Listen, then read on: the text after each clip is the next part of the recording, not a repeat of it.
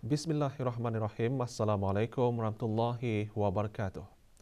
Kebawah Duli Maha Mulia Paduka Seri Baginda Sultan Haji Hassan Al-Bolkiah Muazzuddin Wad Daulah Ibni Almarhum Sultan Haji Omar Ali Saifuddin Sa'adul Khariwaddin Sultan dan Yang di-Pertuan Negara Brunei Darussalam berkenan menerima kunjungan muhibah empat mata daripada Kebawah Duli Maha Mulia Sri Paduka Baginda Yang di-Pertuan Agong Malaysia ke-16 Al-Sultan Abdullah Riayatuddin Al-Mustafa Billah Shah Ibni Almarhum Sultan Haji Ahmad Shah Al-Musta'in Billah di London, United Kingdom.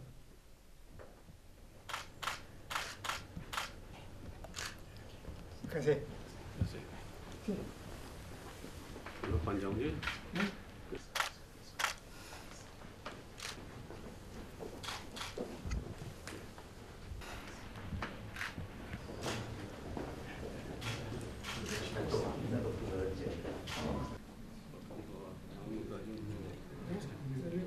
Lama tak jumpa ni.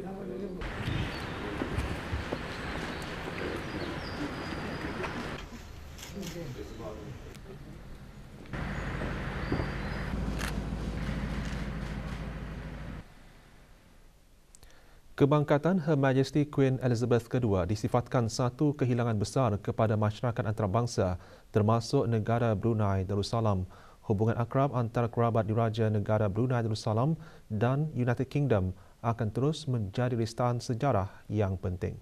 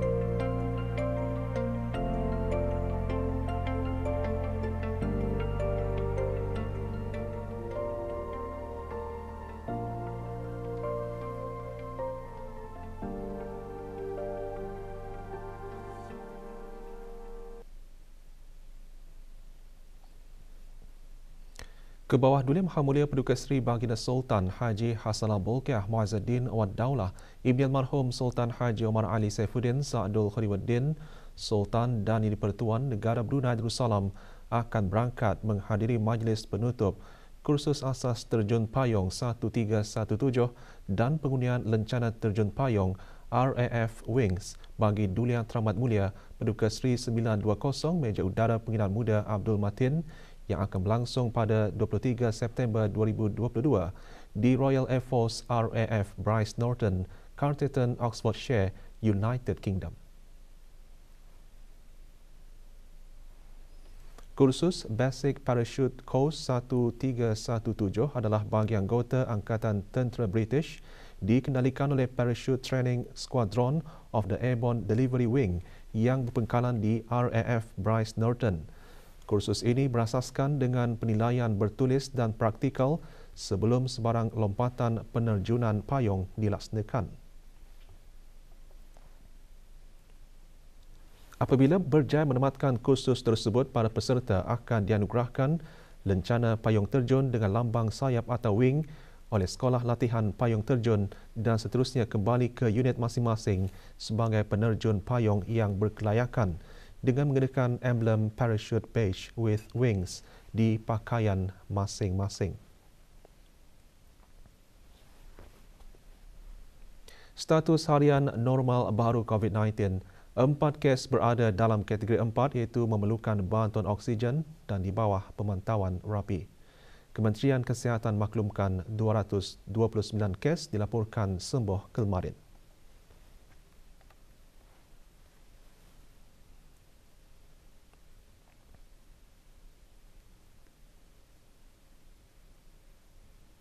Jumlah keseluruhan pemberian 2 dos vaksin COVID-19 bagi kanak-kanak berumur 5 hingga 11 tahun, 84.8%.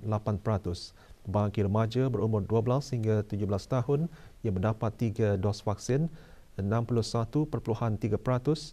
Dan liputan bagi rakyat dan penduduk negara ini yang mendapatkan 3 dos vaksin, 78.3%.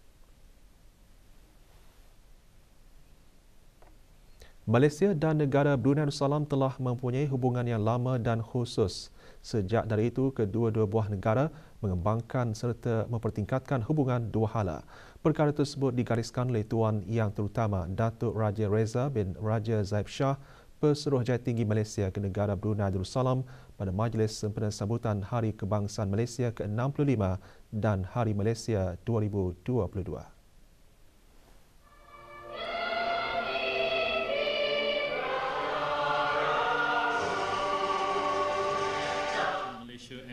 Hadir mewakili Kerajaan ke bawah Dulia Maha Mulia Yang Berhormat Datuk Seri Setia Dr. Haji Muhammad Isham bin Haji Jaafar Menteri Kesihatan. Dalam ucapannya, Pesuruhjaya Tinggi Malaysia ke negara ini juga mengongsikan kedua-dua buah negara terus menikmati kerjasama dalam pelbagai sektor seperti perdagangan, pertahanan, pendidikan, kebudayaan dan kesihatan. Majlis berlangsung malam tadi di salah sebuah hotel di Gadong.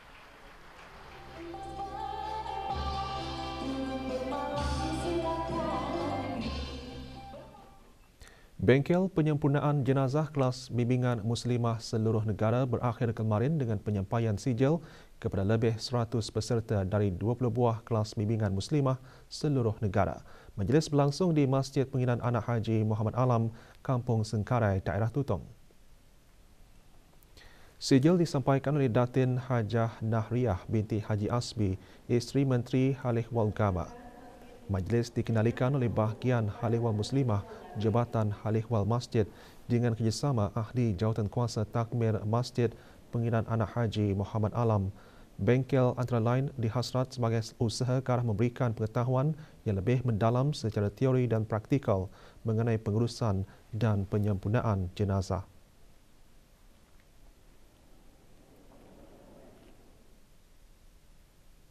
Manfaatnya untuk diri sendiri, mendapat ilmu juga, mungkin dapat dipraktikkan di ada keluarga juga, and then manfaat kedua untuk masyarakat. InsyaAllah kalau ada kematian, dapat menolong adalah penggapai yang bertauliah. Mungkin lama-lama, makin lama boleh jadi penggapai lah juga.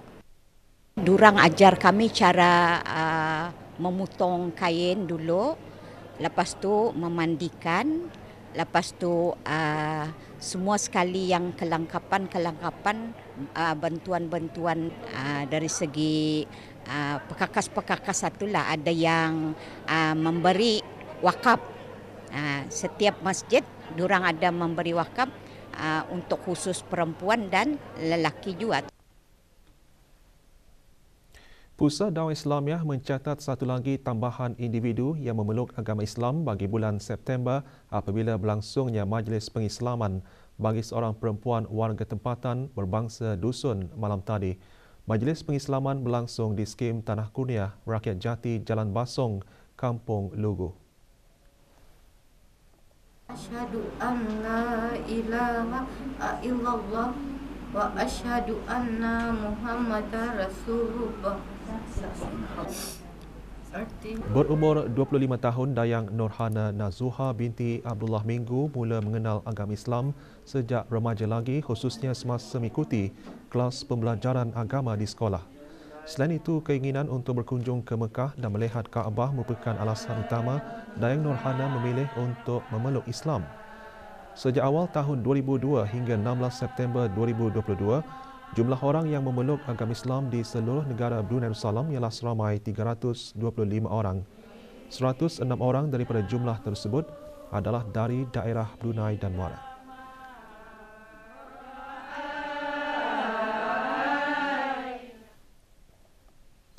Mungkin ramai orang cuba mengelak atau tidak mahu mengambil risiko terhadap apapun tindakan atau keputusan. Tetapi berbeza pula dengan kisah seorang pengusaha tempatan yang berani mengambil risiko demi menjadi pengusaha berjaya.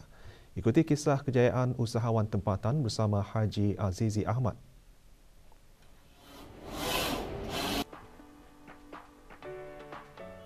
Don't share your goals, but prove by action.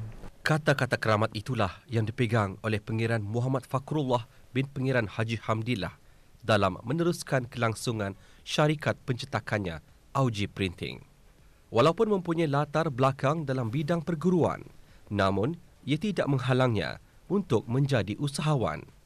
Dengan berbekalkan kemahiran rekaan dan perniagaan, Pengiran Muhammad Fakrullah memanfaatkan kecanggihan teknologi untuk mempromosi perusahaannya. Sebagai usahawan, there is no profit if there is no risk. Jadi, nada keuntungan kalau nada risiko, mau nak mau rujuh saja dulu. So, for the young generation, rujuh saja. Cuba, jangan takut salah, sikit-sikit tu lama-lama jadi bukit. Sebagai pengusaha muda, Pengiran Muhammad Fakrullah begitu menitikberatkan pembangunan sumber tenaga manusia bagi meningkatkan lagi produktiviti dan kualiti perusahaannya. Justru, beliau sentiasa menggalakkan para pekerjanya yang terdiri daripada anak-anak tempatan untuk menjalani latihan dan kursus. Saya bertuah mendapat pasukan yang kuat masa ini, tapi dulu pun payah. Tenaga manusia ni payahkan di-develop lah. Tapi Alhamdulillah, ada ramai yang keluar, ramai yang masuk, tapi yang 6 orang di sini ni paling kuat lah masa ni, Alhamdulillah. Walaupun pelbagai cabaran dihadapi, namun pengusaha tempatan ini tetap yakin pekerja yang produktif dapat membantu memastikan kelangsungan perusahaannya sekaligus mencapai impiannya untuk membuka lebih banyak peluang pekerjaan kepada anak-anak tempatan. Laporan Haji Azizi Ahmad untuk Berita RTB. 35 pelajar dari Sekolah Menengah Saidina Hassan dan 35 pelajar dari Temasek Secondary School Singapura menyertai program kolaborasi secara dalam talian. Kolaborasi ini merupakan program silang budaya antara rakan sebaya dari luar negara bagi pelajar menengah 3 di Sekolah Menengah Temasek. Melalui program ini, pelajar dapat menggunakan pengetahuan dan kemahiran yang dipelajari serta berkongsi budaya rakan sebaya.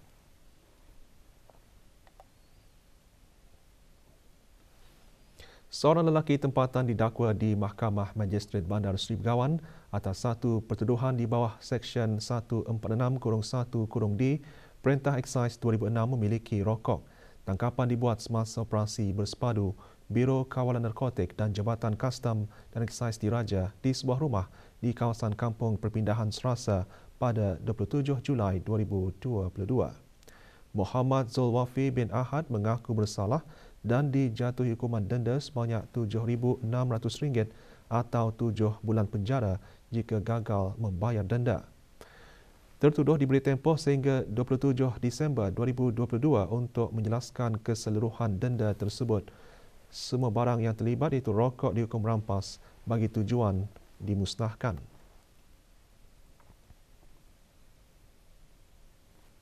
Sukan kontingen negara Brunei Darussalam ke Sukan Malaysia Sukma 2022 memperoleh pingat perak kedua dalam acara renang lelaki 200 meter kuat lentang.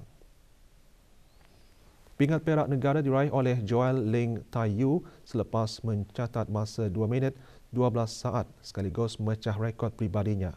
Syabas buat atlet negara. Perlawanan Persahabatan Bola Sepak Antarabangsa Tri Nations 2022 Anjuran Persatuan Bola Sepak Brunei Darussalam bakal membuka tirainya hari ini menyaksikan pertemuan antara skuad kebangsaan negara Brunei Darussalam dengan Maldives. Kemarin diadakan sidang media mengenai perlawanan tersebut di FABD House Berakas. Sementara itu, Ketua Jurulatih Brunei Darussalam Mario Rivera Campesino berkata perlawanan ini merupakan peluang terbaik untuk meningkatkan mutu permainan.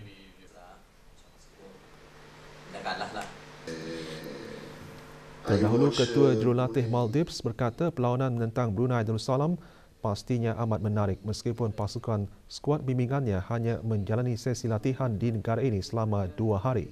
Perlawanan Persahabatan Tri Nations antara negara Brunei Darussalam, Maldives dan Laos akan diadakan di Padang dan Belapan, Kompleks Sukan Negara Hassanal Bolkiah Berakas dan kesemua perlawanan akan bermula pada pukul 4 petang.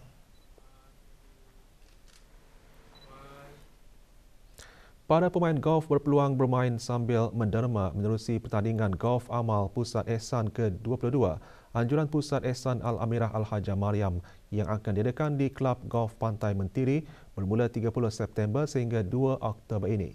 Perkara tersebut dinyatakan oleh pemegang amanah kanan Pusat Ehsan Al-Amirah Al-Hajjah Mariam selaku penasihat Jawatan Kuasa Penganjur Kejohanan Golf Amal Pusat Ehsan semasa sidang media. Datuk Paduka Haji Muhammad Alimin bin Haji Abdul Wahab seterusnya berkata selain mengutip dana, kejohanan juga sebagai sebahagian dari kempen kesedaran awam berterusan terhadap pemedulian dan penjagaan orang kurang upaya. Kejohanan dikendalikan menggunakan sistem 36-stroke play.